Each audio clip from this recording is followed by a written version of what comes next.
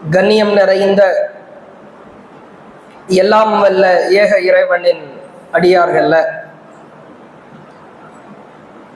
அல்லாஹ் மனிதர்களுக்கு ஏராளமான பேரருளை அருட்கொடையாக இறைவன் வழங்கியிருக்கிறார். இறைவனால் வழங்கப்பட்டிருக்கிற அருட்கொடைகளில் மிக முக்கியத்துவம் வாய்ந்த அருட்கொடையாக அல்லாஹ் குடும்பத்தையும் குடும்ப உறுப்பினர்களையும் இறைவன் பேசுகிறார். அதிலும் குறிப்பிட்டு சொல்வதாக இருந்தால், உண்மையான இறை நம்பிக்கையாளர்கள் ஒவ்வொரு நாளும் அணுதினமும் தன்னை சார்ந்திருக்கிற குடும்ப உறுப்பினர்களை கண்ணியத்திற்குரியவர்களாக, இறையச்சத்தில் முன்மாதிரியாக திகழ வேண்டும் என்று இறைவனிடத்திலே பிரார்த்தனை செய்து கொண்டே இருப்பார்கள் என்றும் அல்லாஹ் வலியுறுத்தி சொல்லுகிறார். முஃமின்களின் பிரார்த்தனையாக அல்லாஹ் திருக்குர்ஆனிலே பேசுகிற பொழுது, உண்மையான இறை நம்பிக்கையாளர்கள் இறைவனிடத்திலே பிரார்த்திப்பார்கள். ரப்பனா ஹப்லனா மின் அஸ்வாஜினா வ ஸுர்ரியாத்தினா, இறைவா எங்கள் வாழ்க்கை துணைகளிலிருந்தும் எங்கள் சந்ததிகளிலிருந்தும் குர்ரத்த அய்யுன், நீ கண் குளிர்ச்சியை ஏற்படுத்துவாயாக. மன நிம்மதி வேண்டும் இறைவா. நான் திருமணம் முடித்ததே மன நிம்மதிக்காகத்தான், பிள்ளைகளை பெற்றதே மன அமைதிக்காகத்தான். எனக்கென்று ஒரு குடும்பம், அந்த குடும்பத்தில் நானும் ஒருவன் என்கிற அங்கம் வகிப்பதே மன நிம்மதிக்காகத்தான். இந்த மன நிம்மதியை இறைவாடி கொடுத்து விடு என்று பிரார்த்திப்பார்கள்.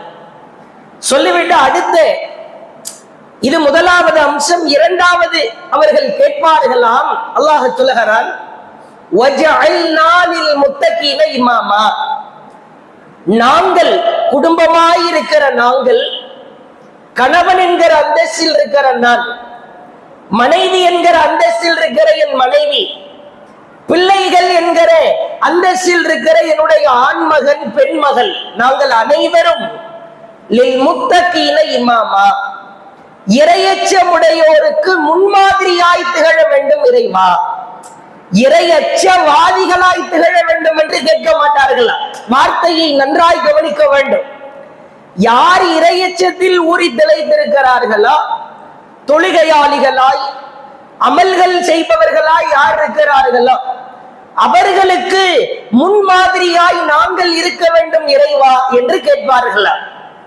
இது ஒவ்வொரு இறை நம்பிக்கையாளரும் அல்லாஹ்விடத்தில் கேட்க வேண்டிய பிரார்த்தனை என்று அல்லாஹ் திருக்குர்ஆனில் வலியுறுத்தி சொல்கிறார். நாம் கேட்கிறோமா கேட்கவில்லையா என்பது நாம் ஒவ்வொருவரும் பரிசீலனை செய்ய கடமைப்பட்டிருக்கிறோம். கேட்டே ஆக வேண்டும். பணம் இருக்கலாம், பதவி இருக்கலாம், சொந்தமாய் ஓங்கி உயர்ந்து நிற்கிற வீடுகள் எல்லாம் இருக்கலாம். ஒரு மனிதனுக்கு மன அமைதி வேண்டும். இந்த மன அமைதி மனைவியின் மூலமாய் கிடைக்கிற, பெற்றெடுத்த பிள்ளைகளின் மூலமாய் கிடைக்கிற இந்த மன அமைதியை தான் நீ இறைவனிடத்திலே கேட்க வேண்டும் என்று அல்லாஹ் சொல்கிறார். நீ கேட்டாயா? கண் குளிர்ச்சியை ஏற்படுத்து. பார்த்தாலே மகிழ்ச்சியாய் என் மனைவியும் என் பிள்ளைகளும் இருக்க வேண்டும் என்பதை நீ கேள் என்று அல்லாஹ் வலியுறுத்துகிறார். திருமறை குர்ஆனுடைய மற்றொரு அற்புதமான வசனத்தை பார்க்கிறார். நம் அனைவரும் சுய பரிசோதனை செய்ய வேண்டிய வசனம். ஒன்றை ஆழமாய் புரிந்து கொள்ளுங்கள். கடந்த காலத்திலே நம்மிடத்தில் இருந்த அந்த தௌஹீதின் எழுச்சி, தௌஹீதின் மீது கொண்ட அந்த அலாதி பிரியத்திற்குரிய காதல், நேசம், அந்த வெறி, சமகாலத்தில் நாம் பெற்றெடுத்திருக்கிற நம் சந்ததிகளிடத்தில் இருக்கிறதா என்று நாம் அலசி பார்க்கிற பொழுது மிகப்பெரிய வெற்றிடம் நிலவுவதை பார்க்கிறார். அட, கண் குளிர்ச்சி எப்போது கிடைக்கும்? ஒருவன் கண் குளிர்ச்சியை உறுதிப்படுத்த வேண்டும்.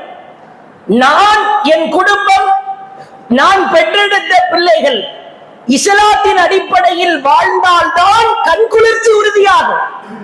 வெறுமனே கண்குளிர்ச்சி கிடைக்க வேண்டும் என்று கேட்பதில் வார்த்தையில் மட்டுமல்ல, கண்குளிர்ச்சியை உறுதி செய்து விட்டோமா, பயமாயிருக்கிறது, அச்சமாயிருக்கிறது. ஒவ்வொருவருடைய வீடுகளிலும் இருவரோ மூவரோ அல்லாஹ் பிள்ளை பாக்கியத்தை அன்பளிப்பாய் கொடுக்கிறார். திருமறை குர்ஆனில் அல்லாஹ் குழந்தைகள் கொடுப்பது குறித்து பேசுகிற பொழுது யஹ்பலிமை யஷாவு இனாதா யஹ்பலிமை யஷாவு துகூர், தான் நாடியோருக்கு ஆண் குழந்தையை அன்பளிப்பு செய்கிறேன் என்று அல்லாஹ் சொல்கிறார். கொடுத்தேன் என்று சொல்வதை விட அன்பளிப்பு செய்கிறேன் என்று அல்லாஹ் சொல்கிறார். தான் நாடியோருக்கு பெண் பிள்ளைகளை அன்பளிப்பு செய்கிறேன், கிஃப்ட். நான் உனக்கு பிள்ளைகளை கொடுத்திருப்பது என் புறத்தில் இருந்து உனக்கு வழங்கப்பட்டிருக்கிற ஒரு அன்பளிப்பு. அந்த அன்பளிப்பை வீணடித்து விடாதே. வருங்கால தலைமுறையினரிடத்தில் நம்முடைய கொள்கையும் ஈமானும் போய் சேருமா சேராதா என்கிற மிகப்பெரிய அச்சம் நிலவுவதை பார்க்கிறோம். மிக உயரமாய் வளர்ந்து நிற்கிறான். எப்பொழுது பார்த்தாலும் செல்போன்களில் தொடர்பு வைக்கிறான். 10 பேரோடு சேர்ந்து பலதரப்பட்ட காரியங்களை செய்கிறான். கேம் விளையாடுகிறான். நினைத்ததையெல்லாம் உண்ணுகிறான். எதிலும் பஞ்சம் இல்லை. இங்கே அமர்ந்திருக்கிற நம்மில் பலர் கடந்த கால ஒரு 30 ஆண்டு கால வரலாறை நீங்கள் புரட்டி பாருங்கள். பின்பகுதியிலே கிழிந்து விட்டால் ஆடைகளை தைத்து போட்ட காலங்கள் எல்லாம் உண்டு. பின்னாடி பகுதியில கிழிஞ்சிரும் ட்ரெஸ், தச்சு போட்ட காலம் உண்டு. ஒரே ஒரு செருப்பை வாங்குவோம், அடுத்த பெருநாள் எப்பொழுது வராது என்று ஏங்கி கிடப்போம். ஏன்? ஒரு பெருநாள் டு அடுத்த பெருநாள் தான் செருப்பு வாங்குற காலகட்டம். அதுக்கு இடையில செருப்பு பிஞ்சிருச்சுன்னா தைத்து தான் போட்டோம். இங்க அமர்ந்திருக்கிற பலர் அதை நாம் அனுபவித்திருக்கிறோம். 2-3 நாட்களுக்கு முன்பு உள்ள மீன் குழம்பை, தோசை மாவை, பழைய சாம்பாரை 3 நாட்களுக்கு பிறகு உண்ட காலங்கள் எல்லாம் உண்டு. அவ்வளவு சிரமம். இன்றைக்கு அப்படியா? அல்லாஹ் பரக்கத்தை, அருள் பலத்தை அள்ளி அள்ளி கொடுத்திருக்கிறார். ஒரு சிறுவனுக்கே மிகப்பெரிய அளவு பீரோல் இருக்கிறது. அதில் ஆடைகளால் அவன் அலங்கரிக்கிறான். ஒரு சிறுவனுக்கான செருப்பு வகை 5 வகை இருக்கிறது. ஸ்போர்ட்ஸ் ஷூ என்கிறான், திங்கக்கிழமைக்கு போடுற செப்பல், மதரசாவுக்கு போட்டு போற செருப்பு என்கிறான். உணவிலே பஞ்சம் இல்லை. நினைத்ததை எல்லாம் உண்ணுகிறான். நினைத்த நேரத்திலே கனப்பொழுதில் ஆர்டர் போட்டு உண்ணுகிறான். சிக்கன்லயே கோழியிலேயே 40 வகையான உணவை ஒரே நேரத்திலே உண்ணுகிறான். உணவில் பஞ்சம் இல்லை, உடுத்துகிற உடையிலே பஞ்சம் இல்லை. ஒரு கடிச்சு போட்ட அந்த ஆப்பிள், பாதி கடிச்சு போட்ட ஆப்பிள் போன் தான் அனைவரின் கையிலும் இருக்கிறது. அந்த லோகோ தெரியணும் பாக்கெட்ல வைத்தால். பயன்படுத்துகிற பொருளிலே பஞ்சம் இல்லை. ஆனால் ஒரே ஒரு பஞ்சம் கோரத்தாண்டவம் ஆடுகிறது. அதுதான் மார்க்கத்தின் மீது, ஈமானின் மீது கொண்டிருக்கிற உறுதியில் இருக்கிற பஞ்சம். வறுமையில் கோரத்தாண்டவம் ஆடுகிறது. பள்ளிக்கூட விடுமுறையின் நேரத்தில் கூட பள்ளிவாசலுக்கு வந்து 5 நேர தொழ மறுக்கிறார்.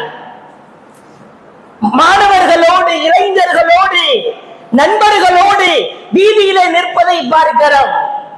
பலதரப்பட்ட அப்ளிகேஷன்களை பயன்படுத்துகிறார். இன்ஸ்டாகிராம் இது மாதிரி ஒரு கேவலமான ஒரு அப்ளிகேஷன் கிடையவே கிடையாது.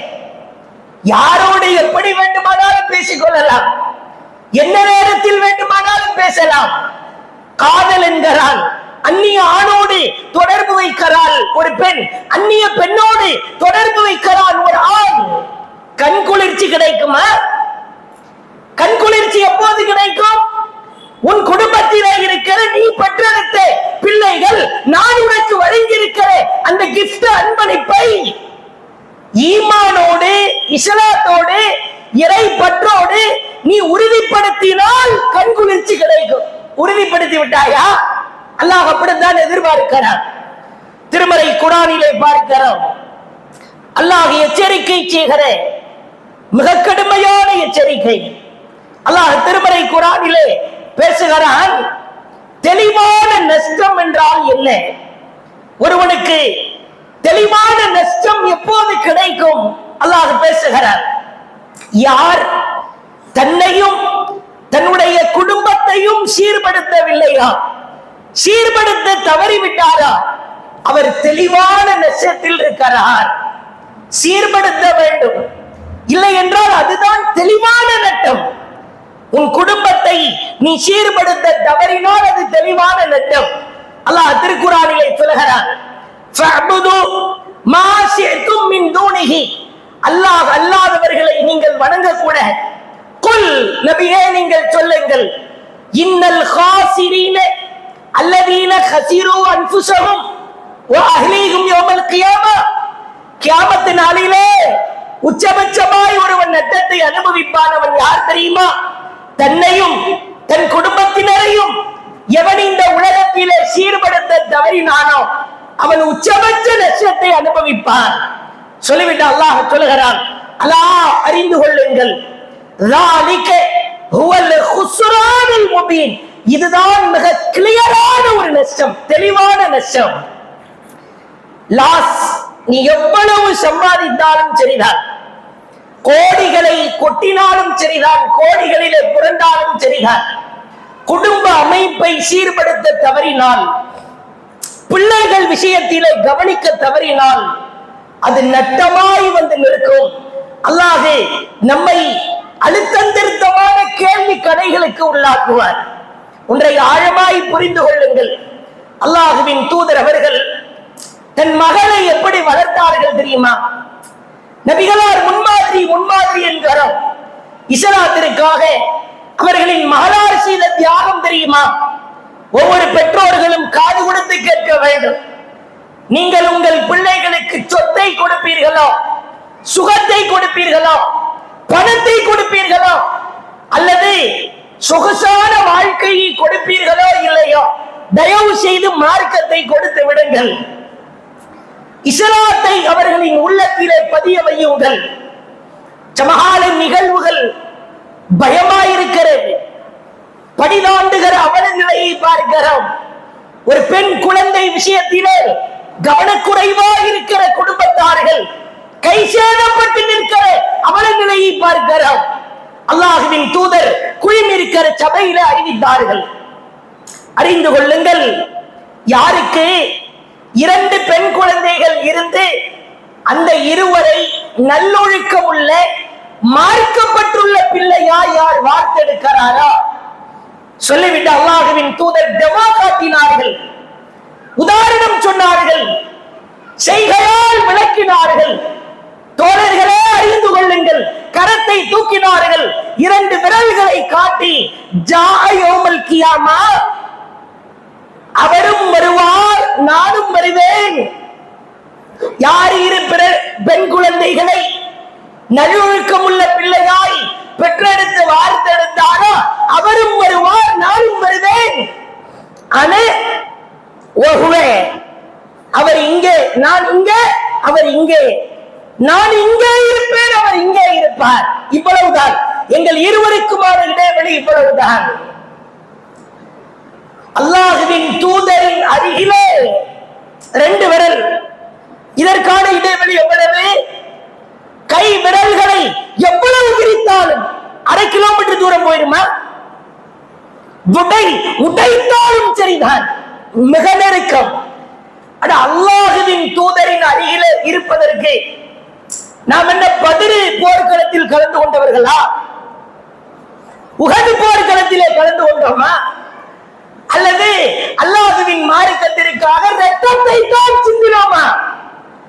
அல்லது ஒரு நாள் கூட விடுபடாமல் தஹஜ்ஜத் தொழுது கால்களை வீங்க வைத்தோமா? சொத்தில பாதியை பங்கு கொடுத்தோமா? எதுவுமே செய்யவில்லை. 2 பெண் குழந்தைகளை பெற்றெடுத்திருக்கிறாய், கண்ணியமாய் வார்த்தெடுத்தாய், நல்லொழுக்கத்தை கற்றுக் கொடுத்தாய். நீ வா மனிதா, என் அருகிலே இருக்கலாமா? எவ்வளவு பெரிய பாக்கியம்! அல்லாஹ்வின் தூதரின் அருகிலே இருப்பதற்கான பாக்கியம் கரம்.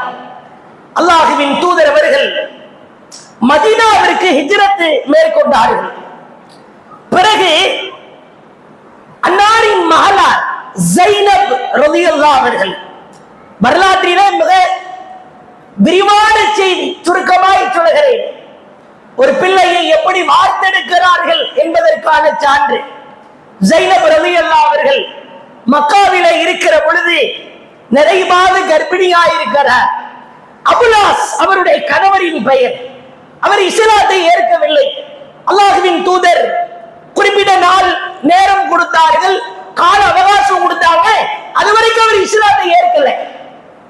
உடனே அல்லாஹ்வுடைய தூதர் ஸைனபை அழைத்து வாருங்கள் என்று 2 நபித்தோழரின் இடத்திலே ஒட்டகத்தை கொடுத்து அனுப்பிவிட்டாங்க.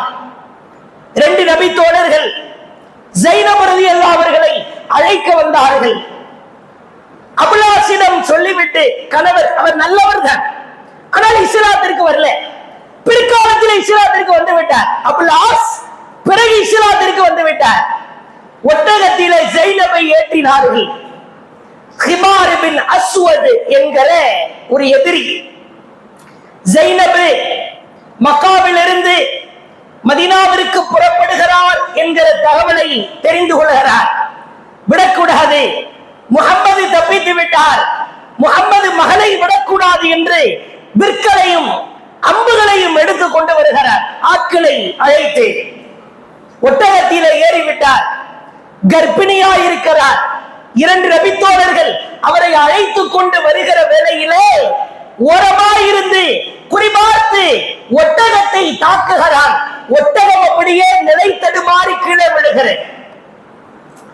சுப்ஹானல்லாஹ், இந்த செய்தியை ஸைனப் அவர்களே விளக்குறாங்க. நான் ஒட்டகத்தில் இருந்தேன், ஒட்டகத்தில் இருந்து கீழே தடுமாறி விழுந்த பொழுது நேரடியாக என்னுடைய வயிற்று பகுதி ஒரு பெரிய கல்லிலே மோதிவிட்டது. நான் விழுந்தது கல்லுதான். உடனே அவங்க அழுதுட்டே சொல்றாங்க, என் உடலில் இருந்து ரத்தம் வெளியேறுவதை உணர்ந்தேன். இலக்கியமா சொல்றாங்க, என் கரு கரைந்து விட்டது என்பதை உணர்ந்தேன். உடலில் இருந்து ரத்தம் வெளியேற ஆரம்பித்தது. கடுமையான வேதனை. நான் ஒரு கரை கலைந்து தானாய் வெளியேறுகிறது என்று சொன்னால் கொடூரமான வேதனை. அந்த வேதனையோடு நடந்த ரத்தம் சொட்ட சொட்ட 2 நபித்தோழர்களின் துணையோடு என் தந்தையை சந்தித்தேன். என் தந்தை என்னை வரவேற்றார், அழுதவாறு வரவேற்றார். என்னை கட்டி அணைத்து விட்டு சொன்னார், என் பெண்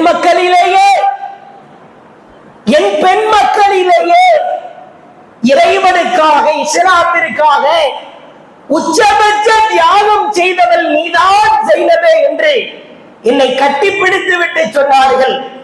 கரு கலைந்து விட்டது என்பதை நான் தந்தையிடம் சொன்னேன், தாங்க முடியவில்லை.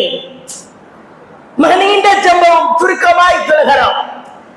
நான் எப்படியோ என் பிள்ளையும் அப்படித்தான். நான் தௌஹீதிலே உறுதியா இருக்கிறேனா, என் மகனும் உறுதியா இருப்பார். நான் தௌஹீத் கொள்கையை பற்றி பிடிக்கிறேனா, என் மகள் ரோல் மாடலா இருப்பார். நான் தொழுகையை கடைபிடிக்கிறேன் என்று சொன்னால் என்னுடைய மகன் ரோட்டில் நிற்க மாட்டார், தொழுகைக்கு வருவார். என் குடும்பம் ஒரு பயான் என்று சொன்னால், மார்க்க சொற்பொழிவு என்று சொன்னால் நான் இருப்பேன், என் மனைவி இருப்பார், என் மகன் இருப்பார், என் மகள் இருப்பார். நாங்கள் அனைவரும் இஸ்லாமிய குடும்பம்.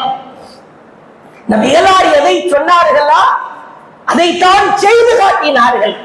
அதே மாதிரி பாருங்க, இறுதியாய் ஒரே ஒரு செய்தி. அல்லாஹ்வின் தூதர் காலத்தில் ஆமிர் பின் ஃபுஹைரா என்கிற ஒரு நபி தோழர், அற்புதமானவர்கள். இளைஞர்கள் காது கொடுத்து கேட்க வேண்டும். இளைஞர்களை பெற்றெடுத்த பெற்றோர்கள் மகனாய் பிறந்தால் இவர் போன்று வார்த்தெடுக்கப்பட வேண்டும் என்கிற சபதத்தை ஏற்க வேண்டும். ஆமிர் பின் ஃபுஹைரா யார்? அல்லாஹ்வின் தூதர், அல்லாஹ்வுடைய கட்டளை வருகிற ஹிஜ்ரத் பயணம் மேற்கொண்டு மதீனாவிற்கு செல்லுங்கள் என்று செல்லுகிற வழியெல்லாம் சோதனை தான். வேதனையான காலகட்டம். எதிரிகளின் துரத்தல் கொடூரமாய் தாக்குதலுக்கு உள்ளாக்கப்படுகிறார்கள். அதிலே மூவர், வெறும் மூவர் தான். அபூபக்கர் ரலியல்லாஹு அவர்கள் அல்லாஹ்வின் தூதர் ஆடு ஓட்டி வந்த இந்த ஆமீர் பின் ஃபுஹைரா, இவருடைய வேலை என்ன? மிக நீண்ட பயணம், நடை பயணம்.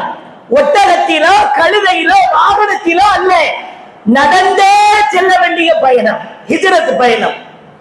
ஹிஜ்ரத் ஒரு ஈமானிய பயணம். தனியாய் அதற்கென்றே ஒரு நீண்ட நேர உரை நிகழ்த்தலாம். அல்லாஹ்வின் தூதர் பசியால் வாடுகிற பொழுது ஆடு மேய்த்து வருகிற இந்த ஆமீர் பின் ஃபுஹைரா ஆட்டின் மடியில் இருந்து பாலை கறந்து கொடுப்பார். ஆரம்ப காலத்திலே இஸ்லாத்தை ஏற்றுக்கொண்ட நபி தோழர். பிறகு பாருங்கள், இளமை பருவத்திலே ரத்தம் சுண்டுகிற பருவத்திலே இருக்கிற இந்த ஆமீர் பின் ஃபுஹைரா மதீனாவிற்கு சென்றதற்கு பிறகு பள்ளி தொடர்பை அதிகரித்துக் கொண்டு அல்லாஹ்வின் தூதருடைய நெருக்கத்தை அதிகரித்துக் கொண்டு 70 சஹாபாக்கள் குர்ஆனை மனனம் செய்தார்கள் அல்லவா, அவர்களில் ஒருவராய் திகழ்ந்து விட்டார். 70 பேர் காரிகள். இந்த 70 பேரு பிஹ்ரு மௌனா என்கிற இடத்திலே நயவஞ்சகர்களால் கழுத்தறுக்கப்பட்டு கொல்லப்பட்டார்கள். நமக்கெல்லாம் தெரியும். இதுல பாருங்க, வாழ்ந்தாலும் இறைவனுக்காக, செத்தாலும் இறைவனுக்காக. நாம் மரணித்ததற்கு பிறகு, நாம் உயிரோடு இருக்கும் பொழுது என் கை எப்படி தாவா செய்ததா, என் நாவு எப்படி தாவா செய்ததா, என் உடல் எப்படி தாவா செய்ததா, அதே போன்று நான் மரணித்ததற்கு பிறகு என் ஜனாசா தாவா செய்யும் என்கிற ரோல் மாடலை வென்று காட்டியவர் ஆமீர் பின் ஃபுஹைரா. ஜனாசா தாவா செய்து பார்த்ததுண்டா? செத்த சடலம் எதிரியின் வயிற்றிலே புளியை கரைத்து பார்த்ததுண்டா? இங்கே ஒரு அபூர்வமான ஒரு சம்பவம் நடக்கிறது. சஹீஹ் புகாரியிலே வாய்ப்பு கிடைத்தால் படித்து பாருங்கள். மனித செய்தி. புகாரி இமாம் அழகாய் அந்த செய்தியை எப்படியே செதுக்குகிறார். ஆமீர் பின் ஃபுஹைரா 70 பேர் வரிசையா ஒவ்வொருத்தரா கொல்லப்படுறாங்க. அனஸ் ரலியல்லாஹுடைய தாய் மாமா ஹராம் பின் மில்ஹான் பின்னால் ஈட்டி குத்தப்பட்டு வெளியே ரத்தம் கொட்டுது. ரத்தத்தை எல்லாம் எடுத்து மேனியில தடவிட்டு அல்லாஹ் அக்பர் என்ற நிலையில மரணிக்கிறார். வெற்றி பெற்று விட்டேன் என்று சொல்லி மரணிக்கிறார். ஒவ்வொருவரா இருக்கிறார். துஃபைல், ஆமீர் பின் துஃபைல் என்கிற எதிரி இந்த ஃபுஹைரா அவர்களை கொலை செய்கிறான். மரணித்து விட்டார். இப்பொழுது இந்த ஃபுஹைராவுடைய உடல் அப்படியே கிடக்கிறது. அம்ரு என்கிற ஒரு ஊனமுற்ற ஒரு நபி தோழர் 70 பேர்ல இந்த ஒரு ஆளை விட்டுட்டான். மனசாட்சி பண்றதெல்லாம் அயோக்கியத்தனம். கொன்னுட்ட 69 பேரையும் சரி, இவர் ஊனமுற்றவரா இருக்கிறாரு, இவரை மட்டும் கொல்ல வேண்டாம் என்று விட்டுவிட்டார் போல் இருக்கிறது. அந்த அம்ரு அவர்களை வேகமாய் தட்டுகிறார். ஆமீர் பின் துஃபைல் எதிரி, இவன் தான் ஆமீர் பின் ஃபுஹைராவை கொன்றவன். தட்டுகிறான், விளவலத்து போய் நிற்கிறார். இவர் யார்? அந்த ஜனாசாவை பார்த்து கேட்கிறான், இவர் யார்? இவர்தான் ஆமீர் பின் ஃபுஹைரா. இவர் என்ன செய்தார் சொல்? குர்ஆனை மனனம் செய்திருக்கிறார், இறைவனுக்காகவே வாழ்ந்திருக்கிறார். ஏண்டா இப்படி பதற? என்ன விஷயம் சொல்லு? புகாரியிலே படிக்கிறோம். உடனே அந்த அம்ரு பின் துஃபைல் சொல்லுகிறான், லகத் ரஅய்துஹு, இந்த நபரின் சடலத்தை நான் காண்கிறேன். குத்திலே, இவர் மரணித்து விட்டார்தான். ஆனால் ருஃபிஅ இலா ஸமா, இவருடைய உடல் அப்படியே வானோக்கு உயர்த்தப்படுகிறது. ஹத்தா இன்னில் அன்துரு இலா ஸமா, வானம் வரைக்கும் சென்று பைனஹு வ பைனல் அருள், பூமியில இறங்கி நிற்கிறது. பிறகு மீண்டும் வானத்திற்கும் பூமிக்கும் நடுவிலே இவருடைய உடலை யாரோ சுமந்து கொண்டிருப்பதாய் என் கண்களுக்கு தெரிகிறது. அப்படியே வெளவெளத்து போய் கேட்கிறார். எதிரிதான். அல்லாஹ்வின் பேரற்புதம். எதிரிகளுக்கு கூட இது மாதிரி அதிசயத்தை காட்டுவான். உடனே அந்த ஊனமுற்ற நபித்தோழர் சொன்னார், நீ கொண்டவர் சாதாரண மனிதரா அல்லாஹ்வின் குர்ஆனை மனனம் செய்தவரை நீ கொன்றிருக்கிறாய். அல்லாஹ் உனக்கு கடுமையான தண்டனையை தருவான், நீ தப்பிக்கவே முடியாது. இந்த செய்தியை ரசூலுல்லாஹ்வுக்கு அல்லாஹ் எடுத்து காட்டுகிறார். ஆமீர் பின் ஃபுஹைரா வானோக்கு உயர்த்தப்பட்டு பிறகு பூமிக்கு வைக்கப்பட்டு வானத்திற்கும் பூமிக்கும் நடுவிலே அவர் நிறுத்தப்படுவதை நான் உயிரோடு இருக்கிற பொழுது என் உடல் எப்படி தாவா செய்ததோ, மரணித்ததற்கு பிறகு ஒரு நபித்தோழரின் ஜனாசா எதிரிக்கு தாவா செய்திருக்கிறது. வளர்த்தால் இப்படி வளர்க்க வேண்டும், வார்த்தெடுக்க வேண்டும். பிள்ளைகளிடத்திலே மார்க்கத்தை சொல்லி சொல்லி வளருங்கள். தயவு செய்து நவீன காலம் மிக மிக மோசமான காலமாக இருக்கிறது. ஆன்லைன் போதை அடிமையை தாண்டி, மது அடிமையை தாண்டி, கஞ்சா அடிமையை தாண்டி ஆன்லைன் அடிமை கோரத்தாண்டவம் ஆடுகிறது. மொபைலிலே மூழ்கி கிடக்கிறான், கேம்ஸிலே மூழ்கி கிடக்கிறான், சாட்டிங்கிலே மூழ்கி கிடக்கிறான். தயவு செய்து நம் வீட்டு பிள்ளைகளை, இளைஞர்களை முன்மாதிரி இளைஞர்களாய் வார்த்தெடுப்போம். ஆண் பிள்ளைகள் பெற்றெடுத்தோரே, பெண் பிள்ளைகள் பெற்றெடுத்தோரே, நபிகளாரின் அருகிலே இருப்பதற்கான ஒரு முன்மாதிரி இளைஞர்களாய் நம் பிள்ளைகளை செதுக்குவோம் என்று கேட்டு அல்லாஹ் பேரருள் புரிவானாக. வாஹிரு தஅவானா அல்ஹம்துலில்லாஹி ரப்பில் ஆலமீன்.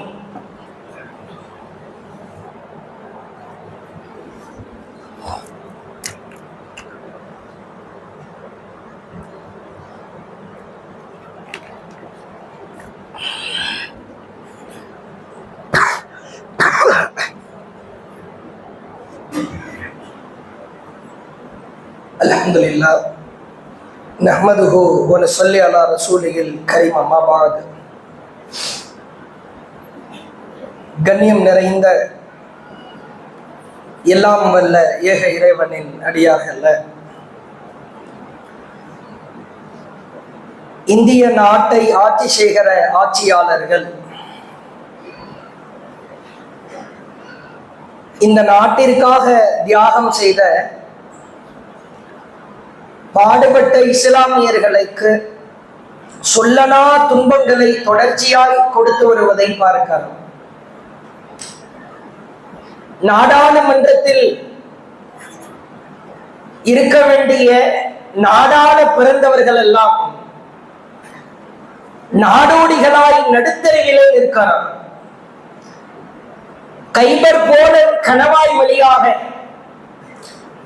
ஆடு மேய்த்து வந்தவன் கரத்தில ஆட்சி இருக்கிற இந்த ஆட்சிக்காக யார் பாடுபட்டார்களோ அவர்களின் கையில ஆடு மாடு மேய்க்கிற நிலைக்கு தள்ளப்பட்டிருக்கிறார். அவ்வளவு வேதனையிலும் வேதனை. ஆனால் ஏனென்றோ தெரியவில்லை, இஸ்லாமியர்கள் ஒரு விழிப்புணர்வு இல்லாமலேயே நம்முடைய வாழ்க்கை பயணத்தை கழித்துக் கொண்டிருப்பதை பார்க்கிறார். ஒரு அசாத்தியமான ஒரு தைரியம். இந்த தைரியம் அல்லாஹ்வின் மீது இருக்க வேண்டும் தான். அது அலட்சியமாய் மாறிவிட்டால் ஆபத்து நம்மை நோக்கி விரைந்து வரும். அல்லாஹ் திருமறை குர்ஆனிலே சொல்கிறான், யா அய்யுஹல்லதீன ஆமனு, ஈமான் கொண்டவர்களே, வஹதரு, நீங்கள் எச்சரிக்கை உணர்வோடு இருந்து கொள்ளுங்கள். பி அலர்ட், அலர்ட்டாய், அலட்சியமாய் இருக்காது. உன் முன்னால் என்ன நடக்கிறது, உன் பின்னால் என்ன நடக்கிறது, உன் வலப்புறம், உன் இடப்புறம், உன் மேற்புறம், கீழ்ப்புறம் உனக்காக யார் குழி தோண்டி கொண்டிருக்கிறார், இவற்றை எல்லாம் நீ கவனத்தோடு இருக்க வேண்டும் என்று அல்லாஹ் வலியுறுத்துகிறார். அதிலே மிக முக்கியமான ஒரு நிகழ்வு தான் இறைவனுக்காக இஸ்லாமிய முன்னோர்கள் வாரி வழங்கிய வக்ஃபு சொத்துக்களை எல்லாம் அபகரிக்க, ஆட்டையை போடுவதற்காக கடுமையான முறையில் வெறித்தனமாய் சுற்றி திரிகிற ஒரு கேடுகட்ட கூட்டத்தை பார்க்கிறார். இதற்கிடையில நிறைய திசை மாற்றுகிற காரியம், ஒரு போராட்டமோ ஆர்ப்பாட்டமோ கொந்தளிக்க ஆரம்பித்து விட்டார். அதை திசை மாற்றுவதற்கு பல வேலைகளை செய்வார்கள். பார்க்கலாம். போராட்டம் வக்ஃப் சொத்தை கை வைக்க நினைத்தால் உன்னை விடமாட்டோம் என்கிற போராட்டங்கள், ஆர்ப்பாட்டங்கள், கண்டன குரல்கள் கடுமையாய் எழுப்பப்பட்டு வருகிற பொழுது மதுரை ஆதீனம் ஒரு டிராவல்ல போற எதேச்சையாக அவரு வாகன வேகமா போகுது, மெதுவா வர்ற வாகன லேசா முட்டியது. என்னை சதி செய்ய, கொலை செய்ய தூண்டி விட்டார்கள். ப்ரூஃப் என்னப்பா? தொப்பி தாடி அப்படின்ற தொப்பியும் தாடியுமா. இது மாதிரி திசை திருப்புகிற பல வேலைகளை செய்வார்கள். ஆனால் இந்த வக்ஃப் சொத்தை அபகரிக்க துடிக்கிற ஆட்சியாளர்களின் எண்ணங்களும் கடுமையான முறையிலே கோரதாண்டவம் ஆடுவதை பார்க்கிறோம். உங்களுக்கு ஒரே ஒரு விஷயத்தை மட்டும் விளக்குகிறேன், தயவு கூர்ந்து கவனியுங்கள். வக்ஃப் என்றால் வக்ஃப் அப்படின்னா நிறுத்துறதுன்னு அர்த்தம், ஸ்டாப். அரபு நாடுகள்ல எல்லாம் ஸ்டாப்புக்கு வக்ஃப்னு தான் போட்டிருப்பாங்க. இந்த வக்ஃப் ஆக்டுக்கு எதிராக கிட்டத்தட்ட 40 திருத்த சட்டங்களை கொண்டு வருகிறார். அதில் ஒரு விஷயத்தை பாருங்கள். Are the Waqf Properties Act number 4 are the Waqf Properties revocable? வக்ஃப் ப்ராப்பர்ட்டியை திரும்ப எடுக்கவே முடியாதாமே. ஏன் தெரியுமா? Since the ownership of property is transferred to Allah from the waqif in the case. ஏன்னா அவங்க அல்லாஹ்வுக்காக வக்ஃப் செஞ்சிட்டாங்களா, அதனால அதை எடுக்கவே முடியாதா. இதுவே எவ்வளவு பெரிய ஒரு அப்பட்டம் அப்படின்னு ஆக்ட திருத்துறான். என்ன சொல்ல வர்றா? ஏன்னா ஒரு ப்ராப்பர்ட்டியை கடவுளுக்காக எப்படி கொடுக்க முடியும்? அல்லாஹ்வுக்காக எப்படி நீ சொத்தை கொடுக்க முடியும்? உன் இறைவனுக்கு சொத்து தேவையா, சுகம் தேவையா? அப்புறம் எப்படி நீ கொடுக்க முடியும்? கலவரத்தை ஏற்படுத்துறேன் பாருங்க மக்களே. இவங்க அல்லாஹ்வுக்காக சொத்தை கொடுத்துட்டாங்களா, அதனால திரும்ப வாங்க முடியாதா? இத நடுநிலையா இருக்கிற மக்கள் இவன் கிறுக்குத்தனமா சொல்றான்னு கடந்து போயிடுவாங்க. கொஞ்சம் சிந்திக்காத மாற்று மதத்தை சார்ந்தவர்கள் அதானே, அது எப்படி அல்லாஹ்வுக்காக இவங்க கொடுக்க முடியும்? எவ்வளவு பெரிய ஒரு நச்சு விதை என்று பாருங்கள். அதே மாதிரி இன்னொரு ஆக்ட் சொல்றேன். Waqf by user as waqf based solely religious purpose. இந்த வக்ஃப்ன்ற பேரே தப்பு. எதுல கை வைக்கிறான்னு பாரு. நம்ம அடையாளங்கள்ல எல்லாம் கை வைப்பான். இந்த மரகலண்ட ஆதீனம் சொன்ன மாதிரி தொப்பி தாடி, தாடிய அடையாளம். இந்த தாடியை வச்சுதான் என் முன்னோர் இந்த நாட்டுக்காக போராடினான். இந்த பள்ளிவாசலுடைய மணராவை வைத்து, அந்த குழாய்களை வைத்து அதிலே கூக்குரல் கம்பீரமாய் கர்ஜித்துத்தான் ஆங்கிலேயனை விரட்டினான். இதெல்லாம் இந்த அடையாளங்களை எல்லாம் அழிக்க வக்ஃப்ன்ற பேரே தப்பு. ஊபியில ஒரு பெரிய மாநிலம் அலகாபாத், அலகாபாத், அலகாபாத். ஆபாத், ஆபாத்னா அரபி வார்த்தை. ஆபாத், ஆபாத்னா கட்டுப்பட்டு நடக்கிறவங்க அர்த்தம். அலகாபாத், அலகாபாத் உயர் நீதிமன்றம் திரும்ப திரும்ப கேள்விப்பட்டிருக்கிறார். இன்றைக்கு அந்த அலகாபாதுடைய பெயர் என்ன தெரியுமா? ஹைதராபாத், அலகாபாத். இந்த ஆபாது ஆபாதுன்னு முடிகிறது எல்லாமே இஸ்லாமிய பெயர்கள். இன்றைக்கு அலகாபாதுடைய பெயர் பிரக்யா ராஜ், பெயரை மாற்றிவிட்டார். First name அளிக்கணும். இந்தியாவுக்காக சுதந்திரத்துக்காக தியாகம் செஞ்சது முஸ்லிம் கிடையாது, இஸ்லாமியர்கள் பேரை எல்லாம் அளிக்கணும். எவ்வளவு பெரிய ஒரு நச்சு விதை என்று பாருங்கள். இறைவனுக்காக ஒரு சொத்தை கொடுத்தால் அந்த சொத்தை அபகரிக்க ஒருவன் நினைக்கிறான் என்றால் அவனை விடலாமா? அல்லாஹ்வின் தூதர் சொன்னார்கள், உன் சொத்தை பாதுகாக்க நீ அல்லாஹ்விற்காக உன் உயிரை விட்டால் நீ ஷஹீத் என்கிற அந்தஸ்திலே வருவாய் என்றார்கள். தயவு செய்து அலட்சியமாயிருக்காதீர்கள். அல்லாஹ்வின் தூதர் சொன்னார்கள், அஃலலுல் ஜிஹாது, ஜிஹாதிலே சிறந்த ஜிஹாது கலிமத்து ஹக்கின் இன்த சுல்தான்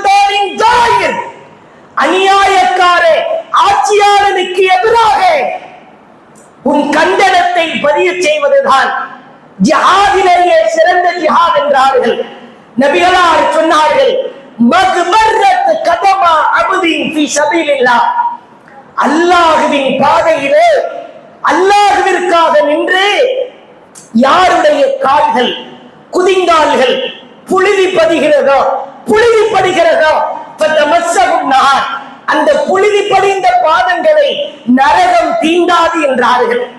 அல்லாஹ்விற்காக ஓடிவா, அல்லாஹ்விற்காக நடந்து வா, அல்லாஹ்விற்காக கொடுக்கப்பட்ட சொத்தை பாதுகாக்க குடும்பத்தோடு வா.